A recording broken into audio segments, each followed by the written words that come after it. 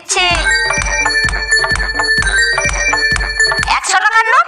এত বড় নোট তুই কোথায় পেয়েছো? বাবা দিচ্ছে। বাবা দিছে না চুরি করে আনছো? না চুরি করিনি, বাবা দিচ্ছে। সত্যি কথা বল, না হলে এক্ষুনি তোর বাবাকে ফোন করব।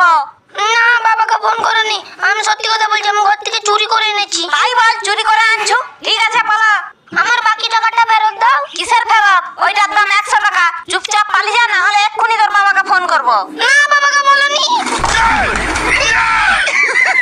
কিছুক্ষণ পর ঘর থেকে চুরি করে টাকা না, দাঁড়া তো দেখাচ্ছি মজাটা। দোকানি তোমাকে কি এখনো টাকা দিচ্ছে? ও টাকা চুরি করে আনছিল বলো? হ্যাঁ, ঘর থেকে টাকা চুরি করে আনছিল। আমি তো জানি ও টাকাটা চুরি করে আনছিল, সেই কারণে টাকাটা ফেরত না দিয়ে আমি নিজের কাছেই টাকাটা রেখে দিছি। হ্যাঁ, ওই দোকানিকে তুই কত টাকা চুরি করে দিয়েছিলি রে? 500 টাকা দিয়েছিলাম।